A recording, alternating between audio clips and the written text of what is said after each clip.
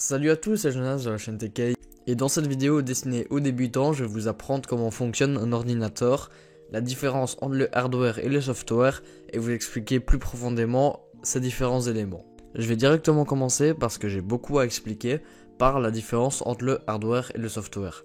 Donc le hardware, c'est plutôt tout ce qui est solide, tout ce qui est réel.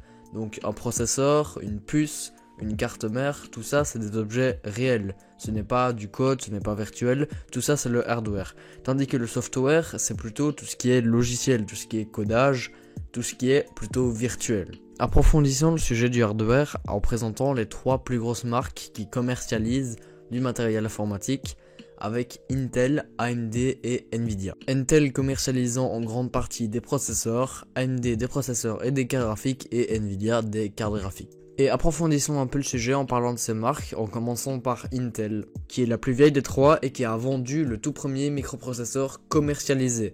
Il y en a eu avant eux, il y en a eu avant Intel, mais ce sont eux qui ont commercialisé ce processeur, l'Intel 4004. Passons ensuite à AMD qui a mal commencé, je vais dire, puisque son tout premier microprocesseur, l'AM9080, était en fait un clone, une copie illégale de l'Intel 8080, donc qui était un processeur 8 bits dans les débuts d'Intel. Donc en fait c'était un début illégal, une copie illégale, mais il y a eu ensuite un accord entre Intel et AMD qui a permis à AMD de se développer et qui par la suite a commencé à créer, à designer leur propre processeur et qui est maintenant un gros concurrent d'Intel. AMD a aussi commencé à produire des cartes graphiques lors du rachat de ATI Technologies pour 5,4 milliards de dollars en 2006, le 25 juillet. Continuons avec Nvidia qui lui produit uniquement des cartes graphiques, qui elle, en tout premier, a produit la puce NV1. Alors je vous rassure, savoir quelle puce a été la première n'est pas vraiment important. Savoir que AMD a fait l'AM9080 n'est pas important, savoir que Nvidia a produit la NV1 n'est pas forcément important, juste savoir l'Intel 4004 parce que c'est réellement le tout premier microprocesseur commercialisé. Donc en résumé, il y a Intel, Nvidia et AMD. Intel a produit l'Intel 4004, le tout premier microprocesseur commercialisé. Passons ensuite aux composants PC, je vais en présenter 4, le processeur, la carte graphique, la carte mère et la RAM, en commençant par le processeur. Donc pour moi, les 3 éléments les plus importants lors de l'achat d'un processeur sont ses cœurs, son nombre de threads et sa fréquence.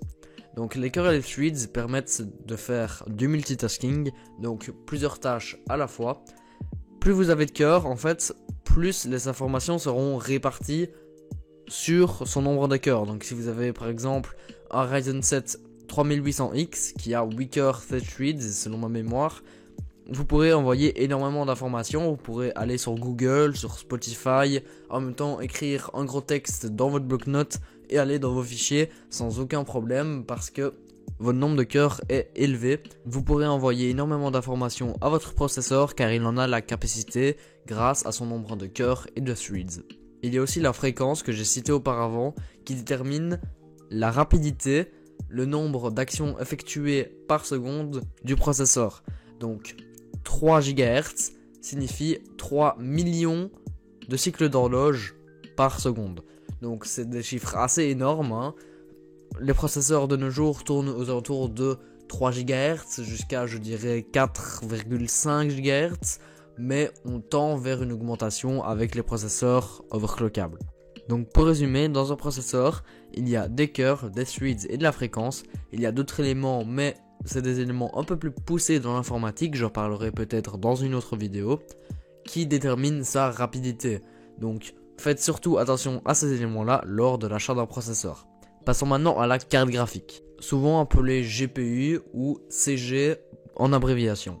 Donc en fait, pour corriger cela, un GPU, c'est la puce directement sur la carte graphique. Donc dans une carte graphique, en fait, c'est un peu comme une grosse carte mère, c'est un peu comme un ordinateur sur laquelle on a mis le GPU, qui est l'équivalent en fait d'un processeur, mais qui a des fonctions différentes. Son but étant de faire les calculs pour afficher des objets 2D ou 3D, même Windows est affiché par votre carte graphique. Continuons avec la carte mère qui, elle, accueille tous les composants du PC sur elle. Donc vous mettez la RAM, le processeur, la carte graphique, ainsi que le stockage sur votre carte mère, puisque c'est elle qui va envoyer les informations aux éléments qui en ont besoin. Donc le processeur va devoir envoyer des informations à la carte graphique, mais ça ne se fait pas juste comme ça ne se fait pas en Bluetooth. Il faut un élément entre les deux et c'est la carte mère qui va faire ça, qui va envoyer les informations du processeur vers la carte graphique et vice versa pour ensuite envoyer un affichage. Je ne vais pas aller plus loin parce que ça va parler d'électronique et ce n'est pas non plus un sujet que je maîtrise totalement, mais pour résumer, c'est l'élément qui va accueillir les composants du PC sur elle. Et terminons avec la RAM sous forme de barrette qui stocke les informations dont le processeur a besoin avec un accès rapide, donc avec une très faible latence. Les éléments les plus importants lors de l'achat de celle-ci sont sa quantité, donc pour la DDR4 ça fluctue entre 4 et 64 Go, et sa fréquence qui tourne pour la DDR4 souvent autour de 3000-3200 MHz pour les plus haut de gamme. Passons maintenant aux éléments fort utilisés dans l'informatique, avec par exemple le bottleneck qui est le processeur qui limite la carte graphique. Donc comme vous pouvez le voir sur cette image, les données, les petits points bleus arrivent en masse avec une RTX 3060 par exemple. Donc des informations qui arrivent en grande quantité mais qui sont limitées par le processeur. Donc par exemple un petit i3 va limiter la carte graphique parce qu'il ne sera pas assez puissant pour elle. Et malheureusement, il n'y a pas vraiment grand chose à faire pour contrer ça à part acheter un meilleur processeur. Et je tiens quand même à préciser que le bottleneck n'arrive pas dans l'autre sens. On ne parle pas de bottleneck lorsque la carte graphique n'est pas assez puissante pour le processeur. Il faut juste une meilleure carte graphique et ça c'est à vous de faire votre achat. Il n'y a aucun terme déterminant ça, c'est juste votre ordinateur qui n'a pas une grosse puissance quoi. Continuons avec le thermal throttling qui est déjà un mot assez difficile à prononcer, qui signifie en fait le processeur qui va limiter ses performances, qui va limiter sa fréquence parce qu'il chauffe trop. Donc, on va dire par exemple votre i5 qui arrive à une température de 90 degrés parce qu'il a un mauvais refroidisseur. Ce qui va se passer, c'est que il va limiter sa fréquence, il va la baisser pour revenir à des températures plus raisonnables comme à ce moment-là, on va dire 80-70 degrés qui sont déjà des températures très hautes et qui va donc limiter vos performances. Vous verrez, si vous utilisez un logiciel comme MSI Afterburner, vous verrez sur des jeux que votre processeur ne sera pas à son maximum et c'est dû à votre refroidissement. Si vous voyez ce problème, je vous conseille fortement de changer votre refroidissement. Et terminons avec les termes en hardware avec l'overclocking qui signifie augmenter la fréquence de votre processeur pour améliorer ses performances.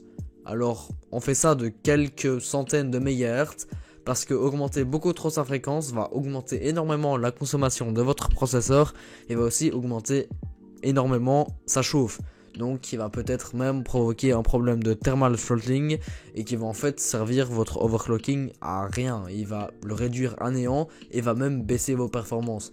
Donc personnellement je ne l'ai jamais fait et je ne vous conseille pas de le faire car ça baisse la durée de vie du processeur et vous prenez quand même pas mal de risques avec votre alimentation etc. lorsque vous le faites. Mais si vous le faites, je ne vous dis pas que vous êtes un idiot ou quoi que ce soit, mais vous le faites à vos propres risques. Passons maintenant à la deuxième partie de cette vidéo, le software, qui est une partie que je maîtrise honnêtement un tout petit peu moins que le hardware, mais je vais quand même vous présenter les informations que j'ai. Commençons avec les trois plus gros OS, macOS, Windows et Linux. Leurs différences sont que macOS est uniquement disponible sur les produits et les ordinateurs d'Apple, Windows est plutôt payant et ouvert au grand public, et Linux est gratuit, mais il faut avoir des connaissances de programmeur en tant que codeur pour pouvoir s'y initier parce que pour lancer une application, pour pouvoir télécharger une application, il vous faudra des connaissances en codage et ce n'est pas du tout recommandé pour des débutants. Donc en bref, macOS pour les produits Apple, Windows ouvert au grand public et Linux pour les programmeurs. Passons maintenant aux drivers qui sont des éléments très importants mais pas forcément faciles à expliquer. Les drivers sont des éléments qui vont piloter, comme leur nom l'indique, les éléments qu'elles gouvernent, je vais dire, les éléments sur lesquels ils sont mis. Donc des drivers Nvidia pour carte graphique Nvidia vont servir à mettre à jour votre carte graphique, vont servir à la diriger vers la tâche pour laquelle elle est faite. Je ne vais pas en dire plus car c'est très difficile à expliquer et même pour moi j'ai un petit peu du mal à comprendre parce que c'est quand même un élément assez compliqué. Passons maintenant aux éléments qui vont permettre de vous faire gagner des performances sur les jeux avec l'AMD Fidelity FX et le DLSS de Nvidia. Ces deux éléments créés par les deux sociétés rivales permettent de faire un upscale de la résolution, donc de prendre votre écran, de le réduire, puis de le réafficher en plus grand pour vous permettre de gagner des performances. Donc avec le Fidelity FX de AMD, on peut passer de 48 fps à peut-être 75 fps sur le même jeu en gardant quasiment la même qualité. Leur seule différence étant que le DLSS est uniquement disponible sur les cartes RTX de chez Nvidia, tandis que l'AMD FSR est plutôt disponible sur les jeux directement, sur les tout derniers jeux comme Call of Duty Vanguard par exemple. Allons un petit peu plus loin dans le hardware en parlant du langage assembleur, dit le langage le plus proche du processeur car il va directement transformer les informations que vous lui donnez en binaire, donc en langage binaire, qui va être directement interprété par le processeur. Alors je ne sais absolument pas le pratiquer. C'est souvent utilisé pour la création de drivers ou pour d'autres créations, mais plutôt dans le software très avancé. Et terminons cette vidéo avec ce qu'il faut savoir pour acheter un PC, donc lors de l'achat d'un PC. Donc tout d'abord, il y a la compatibilité entre le processeur et la carte mère, je vous mets une petite vidéo à l'écran. Donc c'est réellement quelque chose d'important parce que sinon, tout simplement, physiquement, le processeur ne rentrera pas. Il ne rentrera pas, il ne faut pas essayer, sinon vous allez l'abîmer et le casser et c'est déjà un élément qui coûte très cher. Même chose pour la carte mère. Il y a aussi l'alimentation nécessaire. Je vous conseille de faire comme montré dans la vidéo, donc d'aller sur le site de PC Build, de mettre vos éléments, de calculer et même mettre une alimentation de 50 watts plus haut de ce qu'ils disent. Donc s'il vous donne un résultat de 375 watts, je vous conseille de prendre une alimentation de 400 à 450 watts pour être certain et prévoir un upgrade. Si vous savez que vous allez faire un upgrade dans le futur, je vous conseille même de prendre peut-être du 500-550 watts, même si le site vous recommande 375. Je vous rappelle aussi le bottleneck, car c'est un élément très important, et je serais personnellement déçu si j'achèterais un PC auquel je n'aurais pas les performances maximales avec mes composants. Je serais réellement déçu si j'achetais un PC avec une GTX 1660 où je m'apprête à faire du très gros gaming 1080p et que je me rends compte qu'en fait le processeur le limite. Donc regardez bien énormément de benchmarks, de tests sur votre carte graphique et si vous voyez que votre processeur a du mal, qu'il est à 90-100%, je vous déconseille de l'acheter, je vous conseille d'acheter un processeur plus performant, plus haut. En tout cas, c'est déjà la fin de cette vidéo pour comprendre un ordinateur. J'espère qu'elle vous aura plu. N'hésitez pas à me dire vos retours dans les commentaires. N'hésitez pas à vous abonner pour me soutenir. En tout cas, c'était Jonas. Ciao.